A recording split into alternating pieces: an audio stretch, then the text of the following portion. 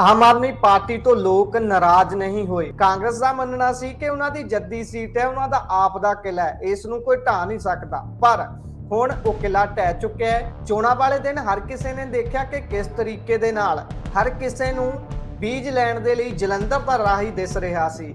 ਸੁਸ਼ੀਲ ਰਿੰਕੂ ਨੇ ਇਹ ਆਖ ਦਿੱਤਾ ਕਿ ਉਹ ਬੀਜ ਲੈਣ ਨਹੀਂ, ਬੀਜ ਬੀਜਣ ਆਏ ਸੀ। ਭਾਵ ਕਿ ਉਹ ਖੁਦ ਮੰਨਦੇ ਨੇ ਇਸ ਗੱਲ ਨੂੰ ਕਿ ਉਹਨਾਂ ਦੇ ਪਾਰਟੀ ਦੇ ਹੋਰ ਜਗ੍ਹਾ ਤੋਂ ਬੰਦੇ ਆਏ ਸਨ, ਜਿਨ੍ਹਾਂ ਨੇ ਇੱਥੇ ਆ ਕੇ ਡਿਊਟੀ ਸੰਭੀ ਵੋਟਾਂ ਪਵਾਉਣ ਦੀ।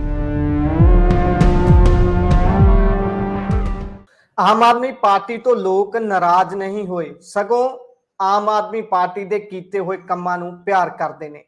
ਇਹ ਕਹਿਣਾ ਹੈ ਆਮ ਆਦਮੀ ਪਾਰਟੀ ਦੇ ਵਰਕਰਾਂ ਦਾ, ਉਹਨਾਂ ਦੇ ਹੇਠਲੇ ਪੱਧਰ ਦੇ ਆਗੂਆਂ ਦਾ। ਜਲੰਧਰ ਜ਼ਿਮਨੀ ਚੋਣ ਦਾ ਅੱਜ ਰਿਜ਼ਲਟ ਆਇਆ। ਅੱਜ 13 ਤਰੀਕ ਸੀ, ਗਿਣਤੀ ਹੋਈ ਤੇ ਗਿਣਤੀ ਦੇ ਦੌਰਾਨ ਬਕਸਿਆਂ ਦੇ ਵਿੱਚੋਂ ਜੋ ਕੁਝ ਨਿਕਲਿਆ ਉਹ ਆਮ ਆਦਮੀ ਪਾਰਟੀ ਦੇ ਲਈ ਬੇਹੱਦ ਖੁਸ਼ਖਬਰੀ ਵਾਲਾ ਸੀ।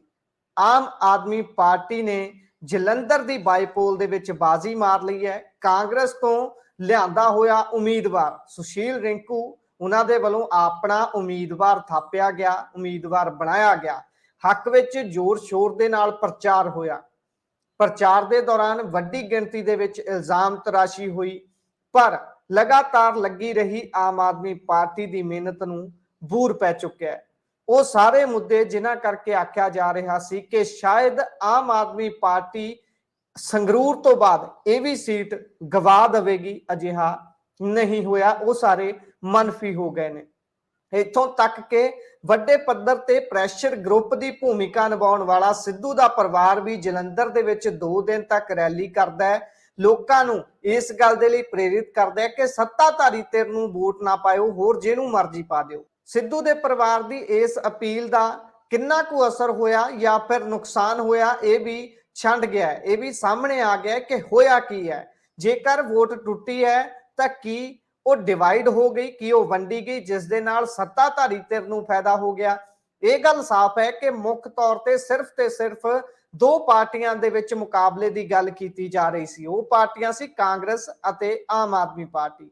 ਕਾਂਗਰਸ ਦਾ ਮੰਨਣਾ ਸੀ ਕਿ ਉਹਨਾਂ ਦੀ ਜੱਦੀ ਸੀਟ ਹੈ, ਉਹਨਾਂ ਦਾ ਆਪ ਦਾ ਕਿਲਾ ਹੈ, ਇਸ ਨੂੰ ਕੋਈ ਢਾਹ ਨਹੀਂ ਸਕਦਾ। ਪਰ ਹੁਣ ਉਹ ਕਿਲਾ ਢਹਿ ਚੁੱਕਿਆ ਹੈ ਤੇ ਆਖਰਕਾਰ ਲੰਬੇ ਸਮੇਂ ਬਾਅਦ ਪਹਿਲਾ ਲੋਕ ਸਭਾ ਦੇ ਵਿੱਚ ਵਿਅਕਤੀ ਜਾ ਰਿਹਾ ਹੈ ਆਮ ਆਦਮੀ ਪਾਰਟੀ ਦਾ, ਜਿਹੜੀ ਕਿ ਖੁਦ ਨੂੰ ਨੈਸ਼ਨਲ ਪਾਰਟੀ ਥਾਪਣ ਦਾ ਦਾਅਵਾ ਕਰਦੀ ਹੈ। ਨੈਸ਼ਨਲ ਪਾਰਟੀ ਖੁਦ ਨੂੰ ਦੱਸਦੀ ਹੈ, ਹਾਲਾਂਕਿ ਉਹਨਾਂ ਨੂੰ ਇਹ ਜਿਹੜਾ ਹੱਕ ਹੈ ਉਹ ਇਲੈਕਸ਼ਨ ਕਮਿਸ਼ਨ ਦੇ ਵੱਲੋਂ ਵੀ ਦੇ ਦਿੱਤਾ ਗਿਆ ਹੈ ਕਿ ਹੁਣ ਆਮ ਆਦਮੀ ਪਾਰਟੀ ਇੱਕ ਨੈਸ਼ਨਲ ਪਾਰਟੀ ਹੈ ਅਤੇ ਵੱਖ-ਵੱਖ ਅਸੈਂਬਲੀਆਂ ਦੇ ਵਿੱਚ ਉਹਨਾਂ ਦੇ ਬੰਦੇ ਨੁਮਾਇੰਦਾ ਦੇ ਰੂਪ ਦੇ ਵਿੱਚ ਨੁਮਾਇੰਦਗੀ ਕਰ ਰਹੇ ਨੇ। ਜਲੰਧਰ ਦੀ ਗੱਲ ਜੇਕਰ ਕਰੀਏ ਤਾਂ ਮਾਰਜਨ ਬਹੁਤ ਵੱਡਾ ਹੈ, ਜਿਸ ਦੇ ਨਾਲ ਆਮ ਆਦਮੀ ਪਾਰਟੀ ਨੇ ਜਿੱਤ ਦਰਜ ਕੀਤੀ ਹੈ। ਆਮ ਆਦਮੀ ਪਾਰਟੀ ਨੇ ਜਲੰਧਰ ਜ਼ਿਮਨੀ ਚੋਣ ਦੌਰਾਨ ਵੱਡੀ ਗਿਣਤੀ ਦੇ ਵਿੱਚ ਪ੍ਰਾਪਤ ਕੀਤੀਆਂ ਵੋਟਾਂ ਨਾਲ ਕਾਂਗਰਸ ਦਾ ਮਜ਼ਬੂਤ ਮੰਨਿਆ ਜਾਂਦਾ ਕਿਲਾ ਢੇਰ ਕਰ ਦਿੱਤਾ ਹੈ। ਆਪ ਦੇ ਸੁਸ਼ੀਲ ਰਿੰਕੂ ਨੇ 3,02,097 ਵੋਟਾਂ ਹਾਸਲ ਕਰਕੇ 58,637 ਵੋਟਾਂ ਦੇ ਫਰਕ ਨਾਲ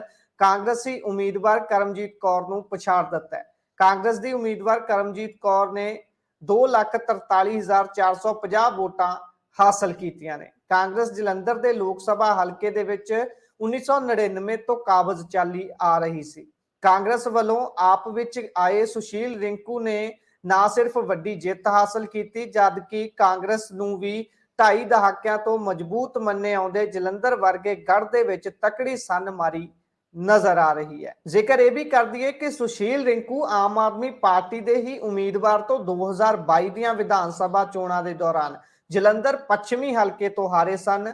ਉਹਨਾਂ ਨੂੰ ਹਰਾਇਆ ਸੀ ਸ਼ੀਤਲ ਅੰਗੁਰਾਲ ਨੇ। ਬੇਸ਼ੱਕ ਸ਼ੀਤਲ ਅੰਗੁਰਾਲ ਇਸ ਵਾਰ ਵੀ ਚੰਗੇ ਤਰੀਕੇ ਦੇ ਨਾਲ ਖੁੱਲ ਕੇ ਸੁਸ਼ੀਲ ਰਿੰਕੂ ਦੇ ਨਾਲ ਨਹੀਂ ਤੁਰੇ, ਪਰ ਉਹਨਾਂ ਨੇ ਆਮ ਆਦਮੀ ਪਾਰਟੀ ਨੂੰ ਵੋਟ ਪਾਉਣ ਦਾ ਸੰਦੇਸ਼ ਦਿੰਦਿਆਂ ਹੋਇਆਂ ਪ੍ਰਚਾਰ ਕੀਤਾ। ਵੱਡੀਆਂ ਰੈਲੀਆਂ ਹੋਈਆਂ, ਵੱਡੇ ਇਕੱਠ ਹੋਏ ਅਤੇ ਆਮ ਆਦਮੀ ਪਾਰਟੀ ਦੀ ਝੋਲੀ ਦੇ ਵਿੱਚ ਇਹ ਵਾਲੀ ਸੀਟ ਪੈ ਚੁੱਕੀ ਹੈ। ਜੇਕਰ ਗੱਲ ਬਾਕੀ ਪਾਰਟੀਆਂ ਦੀ ਵੀ ਕਰ ਲਈਏ ਤਾਂ ਤੀਸਰੇ ਨੰਬਰ ਦੀ ਲੜਾਈ ਬੇहद ਅਹਿਮ ਸੀ, ਕਿਉਂਕਿ ਗੱਠਜੋੜ ਜਿਹੜੇ 2024 ਚ ਹੋਣੇ ਨੇ ਜਾਂ ਫਿਰ ਨਹੀਂ ਹੋਣੇ, ਇਹ ਉਹ ਚੀਜ਼ ਨਿਰਧਾਰਿਤ ਕਰਨ ਦਾ ਮੌਕਾ ਸੀ। ਇੱਕ ਤਰੀਕੇ ਦੇ ਨਾਲ 2024 ਲੋਕ ਸਭਾ ਦੇ ਲਈ ਇਹ ਸੈਮੀਫਾਈਨਲ ਮੰਨਿਆ ਜਾ ਸਕਦਾ ਹੈ, ਜਿਸ ਨੂੰ ਕਿ ਇਸ ਚੀਜ਼ ਲਈ ਵਰਤਿਆ ਜਾ ਸਕਦਾ ਹੈ, ਅੰਕੜੇ ਦੇਖੇ ਜਾ ਸਕਦੇ ਨੇ ਕਿ 2024 ਦੇ ਵਿੱਚ ਕੀ ਰਣਨੀਤੀ ਬਣਾਉਣੀ ਹੈ ਤਾਂ ਕਿ ਜਿੱਤਿਆ ਜਾ ਸਕੇ 2024 ਦਾ ਵੱਡਾ ਕਿਲਾ। ਤੇ ਕੇਂਦਰ ਦੇ ਵਿੱਚ ਜਿਹੜੀ ਸਰਕਾਰ ਬਣਨੀ ਹੈ ਉਹ ਵੀ 24 ਦੇ ਉਸ ਕਿਲੇ ਦੇ ਤਹਿਤ ਹੀ ਬਣਨੀ ਹੈ ਜਿਸ ਦੇ ਵਿੱਚ ਇੱਕ ਇੱਕ ਇੱਟ ਲਾ ਕੇ ਇੱਕ ਵੱਡੀ ਮਜ਼ਬੂਤ ਧਿਰ ਖੜੀ ਹੁੰਦੀ ਹੈ।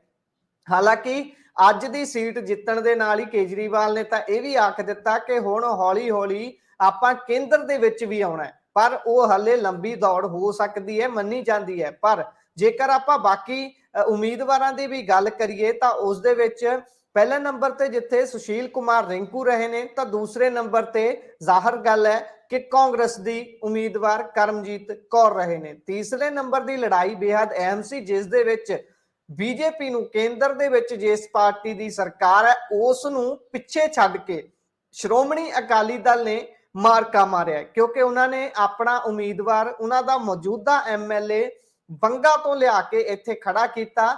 ਬੇਸ਼ੱਕ ਉਹਨਾਂ ਦੀ ਜਿੱਤ ਨਹੀਂ ਹੋਈ ਪਰ ਇੱਕ ਅਕਾਲੀ ਦਲ ਦੇ ਲਈ ਆਖਿਆ ਜਾ ਸਕਦਾ ਹੈ ਕਿ ਉਭਾਰ ਵਾਲੀ ਗੱਲ ਹੈ, ਉਹਨਾਂ ਦਾ ਉਭਾਰ ਹੋਇਆ ਹੈ।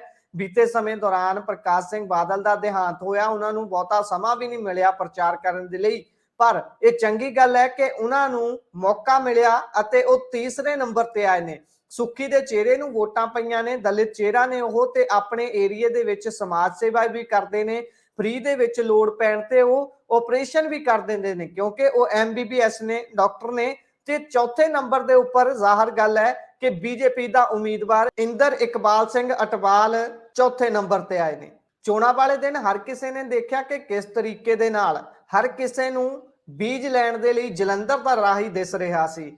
ਜਲੰਧਰ ਦੇ ਵਿੱਚ ਲੋਕ ਵੱਡੀ ਗਿਣਤੀ ਦੇ ਵਿੱਚ ਬੀਜ ਲੈਣ ਆਏ ਹੋਏ ਸੀ, ਪਰ ਉਹ ਬੀਜ ਜਿਹੜੇ ਲੈਣ ਆਏ ਹੋਏ ਸੀ ਉਸ ਤੇ ਸਵੇਰੇ ਟਿੱਪਣੀ ਕਰਦਿਆਂ ਹੋਇਆਂ ਸੁਸ਼ੀਲ ਰਿੰਕੂ ਨੇ ਇਹ ਆਖ ਦਿੱਤਾ ਕਿ ਉਹ ਬੀਜ ਲੈਣ ਨਹੀਂ ਬੀਜ ਬੀਜਣ ਆਏ ਸੀ। ਭਾਵ ਕਿ ਉਹ ਖੁਦ ਮੰਨਦੇ ਨੇ ਇਸ ਗੱਲ ਨੂੰ ਕਿ ਉਹਨਾਂ ਦੇ ਪਾਰਟੀ ਦੇ ਹੋਰ ਜਗ੍ਹਾ ਤੋਂ ਬੰਦੇ ਆਏ ਸਨ ਜਿਨ੍ਹਾਂ ਨੇ ਇੱਥੇ ਆ ਕੇ ਡਿਊਟੀ ਸਾਂਭੀ ਵੋਟਾਂ ਪਵਾਉਣ ਦੀ। ਇਹ ਕਿੰਨਾ ਕੁ ਸਹੀ ਹੈ, ਕਿੰਨਾ ਕੁ ਐਥੀਕਲੀ ਗਲਤ ਹੈ ਜਾਂ ਫਿਰ ਠੀਕ ਹੈ, ਇਸ ਦੀ ਜਾਂਚ ਪੜਤਾਲ ਹੁਣ ਇਲੈਕਸ਼ਨ ਕਮਿਸ਼ਨ ਨੂੰ ਕਰਨੀ ਚਾਹੀਦੀ ਹੈ। ਵੱਡੀ ਗਿਣਤੀ ਦੇ ਵਿੱਚ ਜਲੰਧਰ 'ਚ MLA ਦੇਖੇ ਗਏ ਸਨ ਆਮ ਆਦਮੀ ਪਾਰਟੀ ਦੇ, ਉਹ ਵੀ ਆਪਣੇ ਆਪ ਦੇ ਵਿੱਚ ਇੱਕ ਵੱਡਾ ਸਵਾਲ ਹੈ। ਇਲੈਕਸ਼ਨ ਕੋਡ ਲੱਗਿਆ ਹੁੰਦਾ ਹੈ ਉਸ ਦੀ ਇਹ ਉਲੰਘਣਾ ਮੰਨੀ ਜਾਂਦੀ ਹੈ। ਸੋ ਬਹੁਤ ਸਾਰੀਆਂ ਗੱਲਾਂ ਨੂੰ ਰੱਖਦਿਆਂ ਹੋਇਆਂ ਇੱਕ ਪਾਸੇ ਇਹ ਗੱਲ ਹੁਣ ਸਾਹਮਣੇ ਹੈ ਕਿ ਸੁਸ਼ੀਲ ਕੁਮਾਰ ਰਿੰਕੂ ਆਮ ਆਦਮੀ ਪਾਰਟੀ ਦੇ ਉਮੀਦਵਾਰ ਦੀ ਬਾਏ ਪੋਲ ਦੇ ਵਿੱਚ ਜਿੱਤ ਹੋਈ ਹੈ।